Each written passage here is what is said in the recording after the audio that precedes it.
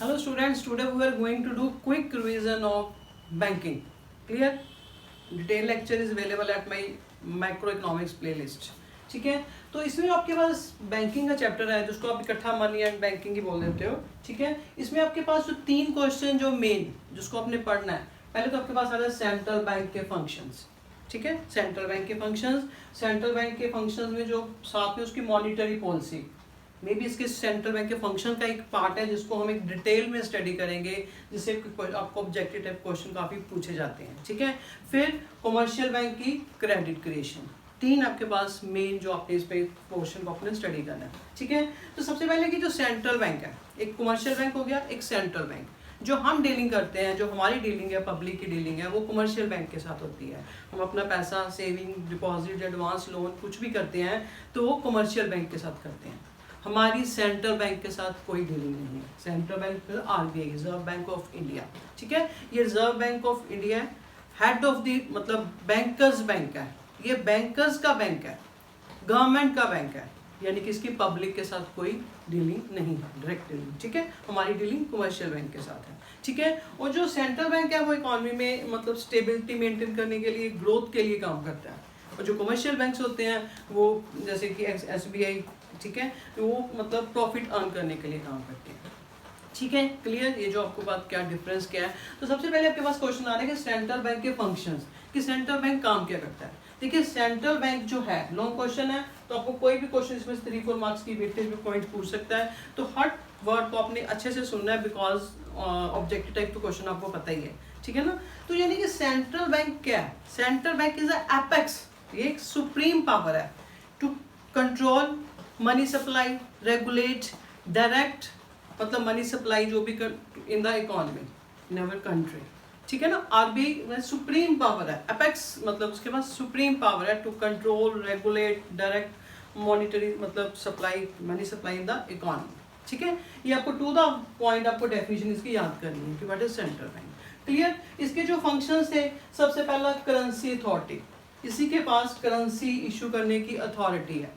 ठीक है, हमने अच्छी तरह पीछे पढ़ लिया है. यानी कि कोई भी आपके पास जो करेंसी है, पेपर करेंसी आपकी सिर्फ मतलब 1 रुपी, और जो कॉइन है ये मिनिस्ट्री ऑफ फाइनेंस के द्वारा पब्लिश किए जाते हैं. और बाकी जो भी 2 रुपीज लेके आगे जो भी ऑनवर्ड नोट्स हैं, 100 रुपी, 500, ठीक है, 200, ये सब इशू करेंसी की जाती है आरबीआई द्वारा. क्लियर? इसके पास सोल अथॉरिटी है, करेंसी अथॉरिटी. फिर आ रहा है बैंकर्स टू द गवर्नमेंट, ये पॉइंट क्लियर. फिर आपके पास आ रहा है बैंकर्स टू द गवर्नमेंट. ये जो सेंट्रल बैंक है ये bankers to the government, government का बैंक है. ठीक है, कैसे? यानी कि जो ये करंट अकाउंट है गवर्नमेंट के, उसको मेंटेन करता है. ठीक है ना, यानी कि उसके जो भी सेविंग है, लोन्स है, उसको मतलब ये सारा मेंटेन करता है, मतलब उसके अकाउंट्स को देखता है. ठीक है, एजेंट की तरह काम करता है कि कोई भी अगर उसका जो गवर्नमेंट का जो पब्लिक डेट को उसको मेंटेन करना. ठीक है, फाइनेंशियल एडवाइजर, कोई भी टाइम टू टाइम उसको एडवाइस करनी है इकोनॉमी की, मॉनिटरी पॉलिसी के रिगार्डिंग, मतलब सिचुएशन के रिगार्डिंग, तो उसको एडवाइस भी करता है. ठीक है, यानी कि ये bankers to the government, central bank. फिर आ गया बैंकर्स बैंक, यानी कि जो आरबीआई है ये बैंकर्स का बैंक है. यानी कि हमारे ये बैंकर्स का बैंक है, जितने भी बैंक है उनका बैंक है, हेड है. ठीक है, कैसे है? कस्टोडियन ऑफ कैश रिजर्व, क्योंकि जो हर बैंक कमर्शियल बैंक उसके पास अपने रिजर्व रखने पड़ते हैं, उसकी रक्षा करता है. लैंडर ऑफ लास्ट रिजोर्ट, अगर बैंक कोई अपना कोई भी प्रॉब्लम, कोई फाइनेंशियल क्राइसिस को सॉल्व करने में अनएबल है तो वो इसके आरबीआई को अप्रोच करेंगे. ठीक है ना. लास्ट रिजोर्ट, इसको अप्रोच करते हैं तो मेडल सेटलमेंट के लिए. क्लियर? क्लियरिंग हाउस, अगर कोई कमर्शियल बैंक, यानी कमर्शियल बैंक अकाउंट्स होते हैं आरबीआई के पास, तो उसके बाद अगर कोई मतलब वो है, मतलब कोई भी सेटलमेंट नहीं हो पा रही क्लेम्स वगैरह की, तो ये उसको क्लियर करता है.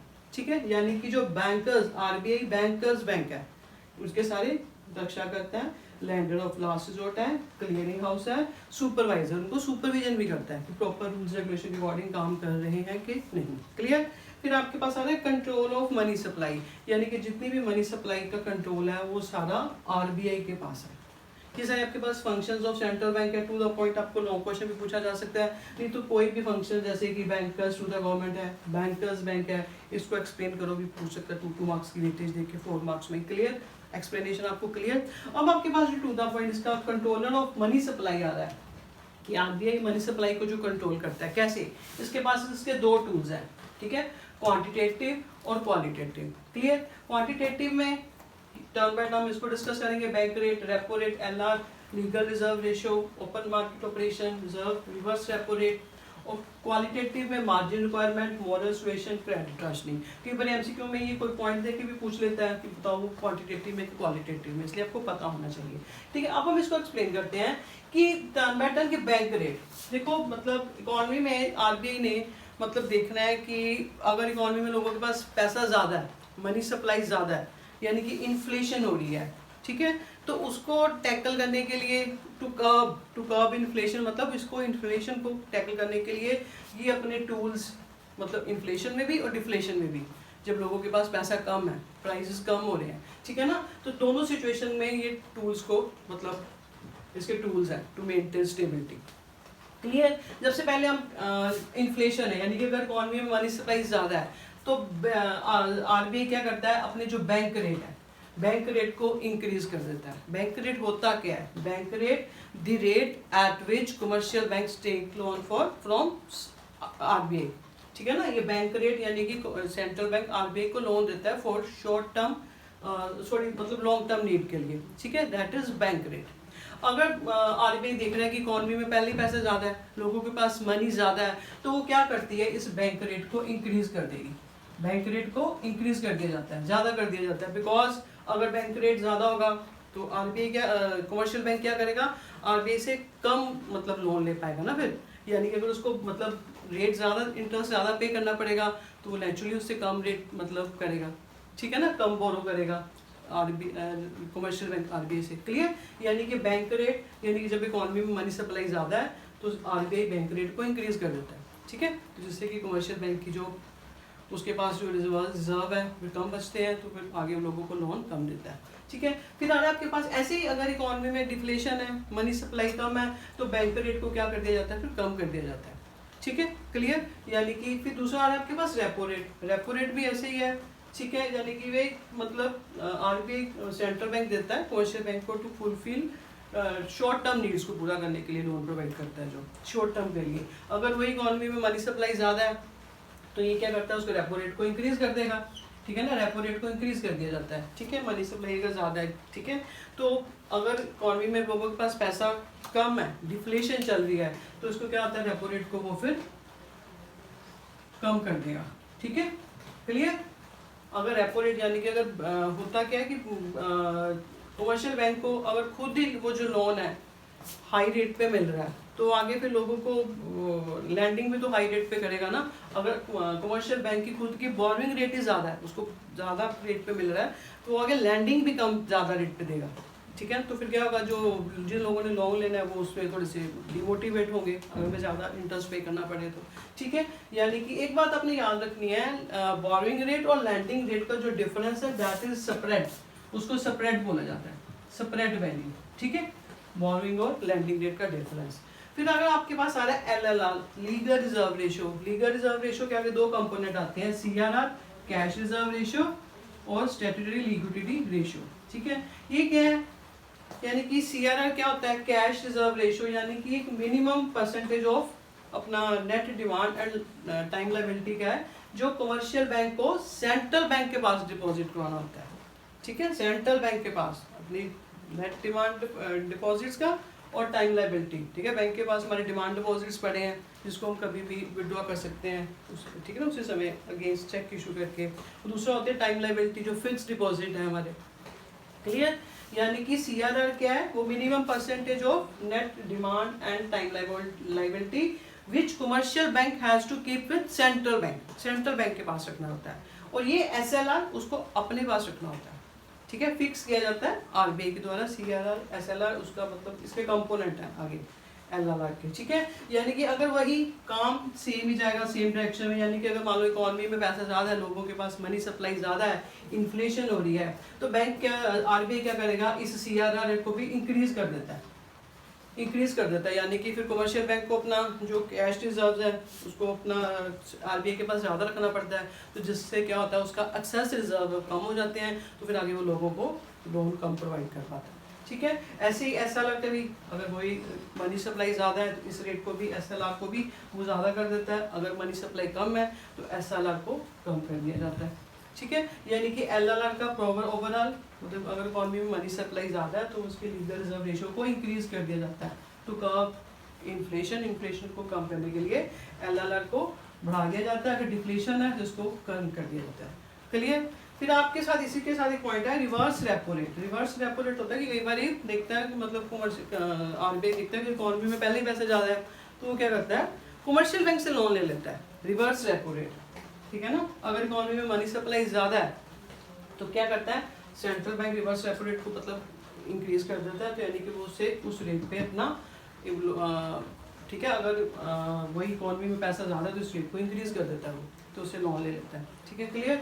और फिर आपके पास आता है ओपन मार्केट ऑपरेशन। आपने पूरा फुल फॉर्म लिखनी है, मैं शॉर्ट में लिख रही हूँ। ओपन मार्केट ऑपरेशन होता है कि ये गवर्नमेंट द्वारा सिक्योरिटी का मतलब इशू की जाती है, तो यानी कि RBI इसमें कैसे हेल्पफुल है मतलब टू स्टेबिलिटी को मेंटेन करने के लिए, कि क्या होता है कि अगर RBI देखता है कि अगर इकॉनमी में पैसा ज़्यादा है, मनी सप्लाई ज़्यादा है, तो वो क्या करेगा जो इशू सिक्योरिटी होती है उसको सेल कर देता है, बेच देता है, सेल कर देता है इन्फ्लेशन में सेल कर देगा ये, बिकॉज अगर सेल कर देगा लोग उसको खरीद लेंगे, लोगों के पास जो पैसा हाथ में था वो कम हो जाएगा, ठीक है। ओवरऑल इकॉनमी में अपने फिर स्टेबिलिटी आ जाएगी, ठीक है। यानी कि इन्फ्लेशन ये, ठीक है, RBI क्या करता है सेल ऑफ सिक्योरिटी को सेल कर देता है, लोग खरीद लेते हैं जिसके उनके हाथ में पैसा फिर कम रह जाएगा पीछे, ठीक है। अगर वही डिफ्लेशन है यानी कि लोगों के पास कम है पैसा, तो फिर क्या करता है RBI जो गवर्नमेंट द्वारा इशू की जाती है उसको परचेज कर लेता है।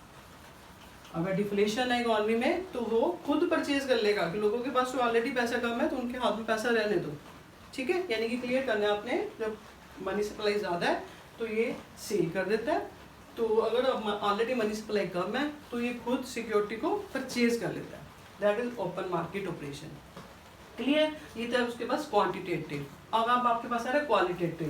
क्वालिटेटिव में मार्जिन रिक्वायरमेंट यानी कि अगर हमने बैंक से लोन लेना है, ठीक है, अगर बैंक से जैसे लोन लेना है तो हमें उसके बदले में कुछ चीज़ गिरवी रखनी पड़ती है, ठीक है ना, गिरवी रखनी पड़ती है। तो जिससे क्या होता है मतलब अगर हमें मान लो कि मैंने कोई लोन लेना है तो उसमें अगेंस्ट गिरवी रखना पड़ेगा, तो RBI क्या करता है उस मार्जिन रिक्वायरमेंट्स को बढ़ा देता है। या मान लो मैंने 100 लाख का लोन लेना है तो मैंने कोई गिरवी रखी चीज़, तो मान लो कि ये पहले 40% था मार्जिन अपना बैंक का 40%, तो मान लो अगर इकॉनमी में मनी सप्लाई पहले ही ज़्यादा है तो फिर बैंक क्या करेगा इसको इस मार्जिन रेट को इंक्रीज कर देगा, 40 की बजाय 50 कर देगा, 50% कर देगा, तो 50% उसको लोन दे देगा आगे, ठीक है ना उसको। मतलब यानी कि डिफरेंस बिटवीन मतलब जो हमने सिक्योरिटी ऑफर्ड किया against loan and loan granted, उसका डिफरेंस है। जो मैंने लोन लेना था और जो मैंने सिक्योरिटी वहाँ पे जमा कराई उसका डिफरेंस, जो भी वो मार्जिन रिक्वायरमेंट अगर इकॉनमी में मनी सप्लाई ज़्यादा हो रही है,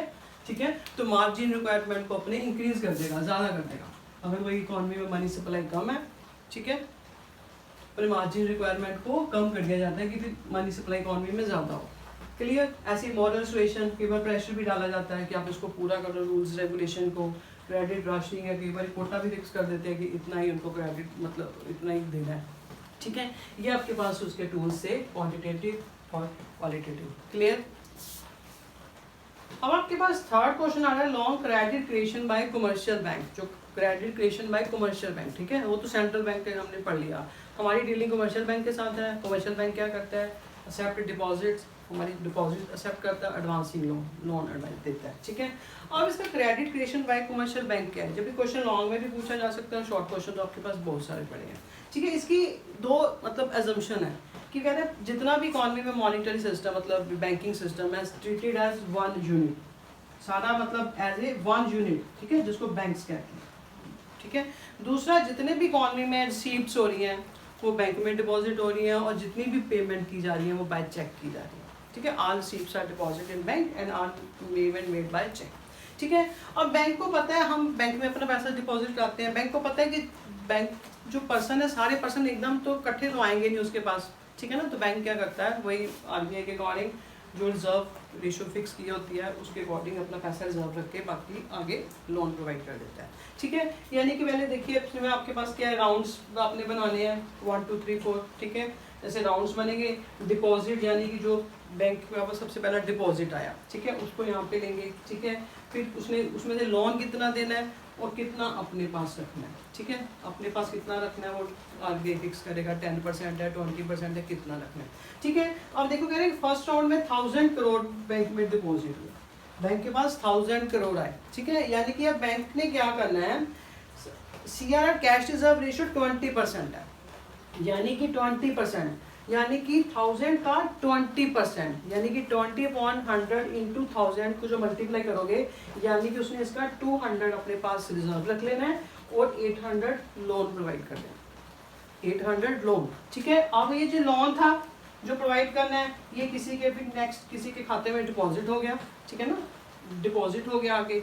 अब बैंक क्या करेगा, इसका 20%, यानी कि 20/100 इंटू 800, यानी कि बना 128, उसको अपने पास रिजर्व रख के जो बचा उसको आगे लोन प्रोवाइड कर देगा, ये फिर यहाँ पे वैल्यू यहाँ पे आ जाएगी। ये प्रोसेस चलता रहेगा। ये कब तक चलता रहेगा प्रोसेस आपके पास, जब तक यहाँ पे, यानी कि अगर देखो मैं आपको बताती हूँ, money multiply, it will depend upon the value of money multiplier, यानी कि MM, money multiplier, credit multiplier, deposit multiplier, one and the same thing. It is a value is equal to 1/LRR, legal reserve ratio या cash reserve कुछ भी लिखवा सकते हो क्योंकि उसका कंपोनेंट ही है, ठीक है।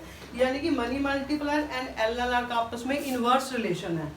इनवर्स अगर यानी कि इसकी वैल्यू ज़्यादा है तो मनी मल्टीप्लायर कम होगा, अगर इसकी वैल्यू कम है तो मनी मल्टीप्लायर ज़्यादा होगा, क्रेडिट रेशन ज़्यादा होगी। यानी कि अब देखो यहाँ पे आपके पास 1/LRR, यानी कि LRR कितना आपके पास 20%, यानी कि 1/20%, ऐसे ही हुआ ना, 1/20% इज इक्वल टू, यानी कि 5, यानी कि बैंक कितना क्रेडिट रेशन कर पाएगी, it will depend upon the value of money multiplier, money multiplier, ठीक है। यहाँ पे मनी मल्टीप्लायर है 5, यानी कि आपके ये राउंड चलते रहेंगे, यानी कि 1000 को 5 टाइम इंक्रीज होगा, यानी कि 5 टाइम, यानी कि 5000 यहाँ पे आना चाहिए आपका 5000 में से, यानी कि और ये जो डिपॉजिट है ये CRR यहाँ पे वैल्यू सेव होएगी, ठीक है। यानी कि 5000 आपको सारे राउंड्स बनाने की जरूरत नहीं है, 2 को बनाए, ठीक है। फिर आपने मैक्सिमम यहाँ पे वो शो करना है जितना मनी मल्टीप्लायर है, ठीक है। 5 यहाँ पे 5 था, 5000 और ये वैल्यू सेम यहाँ पे आ जाएगी, तो उसमें से माइनस करोगे तो वो उसके लोन्स आ गए, ठीक है, 4000। अगर यही 20% ना होके 10% होता, ठीक है ना, तो फिर अभी मनी मल्टीप्लायर आपके पास 10 आना था, यानी कि ये वैल्यू मतलब ये ध्यान देनी है हमने, 20% है, 10% कितना है, यानी कि कहने का मतलब है मनी मल्टीप्लाई, यानी कि बैंक ने कितना क्रेडिट क्रिएशन करना है, it will depend upon the value of money multiplier. और मनी मल्टीप्लायर कैसे निकलता है, 1/LLR, इसका आपस में इनवर्स रिलेशन है, higher the value of LLR, lower the value of money multiplier, ठीक है, क्लियर। जितनी भी आपके पास वो यहाँ पे 1000 है, वहाँ पे उतने टाइम ज़्यादा 5 टाइम था, 5 टाइम आ गई, तो आपको ऐसे उसको सॉल्व कर सकते हो, ठीक है। एक और क्वेश्चन भी ऐसे पूछे जा सकते हैं, यानी कि कहने का मतलब बैंक के पास टोटल डिपॉजिट्स कितने क्रिएट हुए, 5000। एक बार क्वेश्चन पूछा जाता है आपके पास जो टोटल डिपॉजिट थे, यानी कि जो टोटल डिपॉजिट है, ठीक है, वो कितने आए, total deposit equal to initial deposit 1000 crore थे into money multiplier, money multiplier कितना है आपके पास 5, यानी कि 5000 करोड़, ठीक है। ये ऐसे आपको MCQ पूछे जाएंगे, टोटल डिपॉजिट कितने क्रिएट होते हैं, initial deposit into money multiplier. और ये याद रखना आपने, मनी मल्टीप्लायर की वैल्यू यहाँ पे क्या है, 1/LLR है, ठीक है, यानी कि उसको ये मत कहीं से पुट कर देना, ठीक है, 1/LR से निकालोगे फिर आपके पास वैल्यू मनी मल्टीप्लायर आएगी, ठीक है, क्लियर। ये आपके पास थी हमारी मतलब बैंकिंग इन वन शो।